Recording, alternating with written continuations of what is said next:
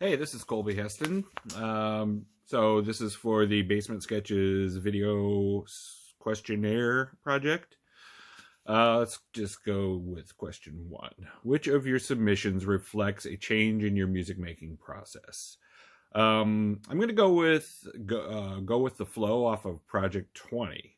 The reason I say that is because up until that project, I had kind of approached everything by picking my song, and then I would learn all the parts, and then I would record it. And I typically record with one take. So I would learn everything.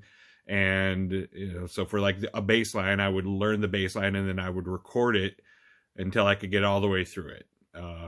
So, no cut-ins, no, cut and paste or anything like that.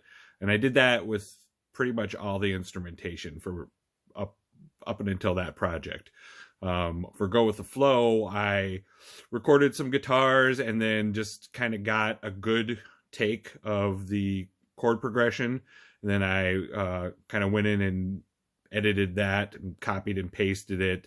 I did end up playing the bass line all the way through, but everything else was kind of edited, copied and pasted. Did that with some of the vocals and some of the swelling guitars in the chorus.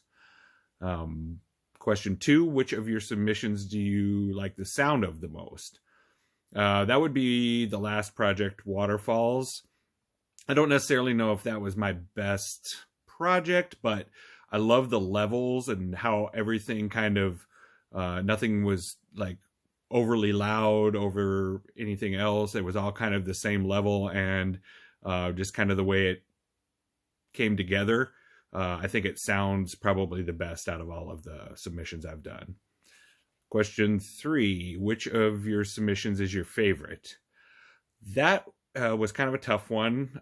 Initially, I wanted to go with the Bee Gees, How Deep Is Your Love, just because I spent a lot of time on that. But thinking about it, I think Goodbye Blue Sky off of the Pink Floyd project, off of the Wall project. And I say that because about a year and a half ago, I was gifted a 1972 or 3 Martin nylon string guitar. This is a guitar that I'd wanted basically since I was like 12 or 13 years old, when I was just kind of starting to think about playing guitar. It was my dad's best friend's guitar, who happens to also be my godfather. And I'd pined for that thing. I mean, back then I didn't know what a Martin was. It was a guitar, and I wanted a guitar. But, once I started to understand what a Martin was and how nice they were, I just kind of pined for it, and eventually kind of gave up on the idea that it would ever be given to me. And a year and a half ago, it was given to me. So I used that pretty much exclusively on that submission.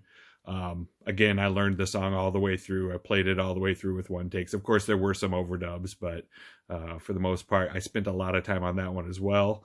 And other than the vocals, I wasn't super happy with how the vocals turned out, but I was pretty happy with the guitars and kind of, just the standard traditional take on that submission. And question 4, what 3 submissions from others stand out and why? The first one that stood out to me, so just a little backstory. I was invited to join Basement Sketches on Project 4 by Randy Deaver, and reached out to Neil and kind of said, I don't know how I'm going to do this. I don't really have any way to record at home. I've got to figure that out.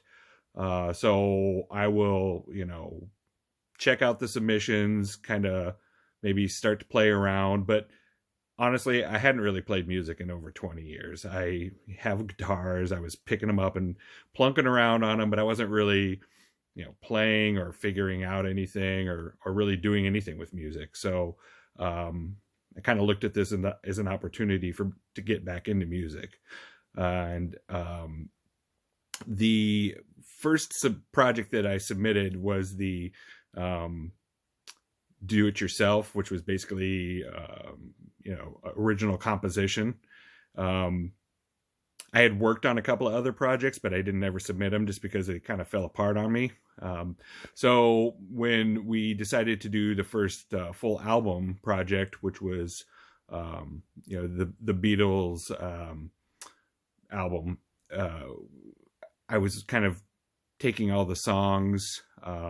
Was Revolver, but I was taking all the songs and making a list of, because we were going to do a draft, and I was taking all the songs, making a list, and I think my first choice was I'm Only Sleeping, but my second choice was Eleanor Rigby.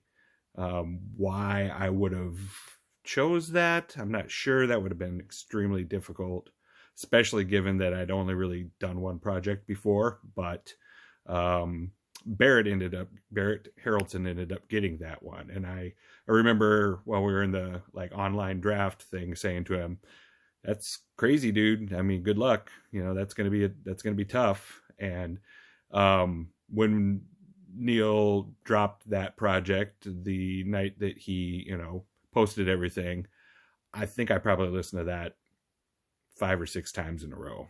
I mean, I was just hugely impressed with what Barrett did with that.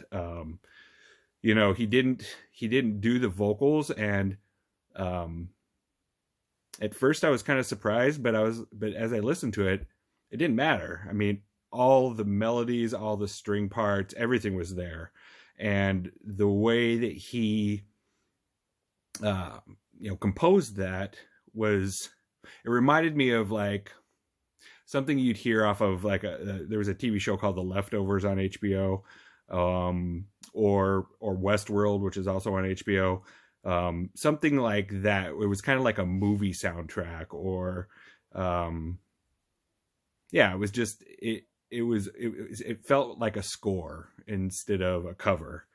And boy, I still listen to it all the time. I really, really liked that submission.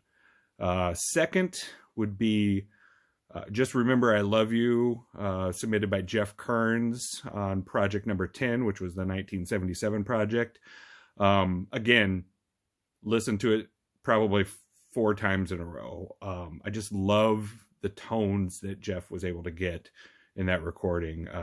All the guitars sound great.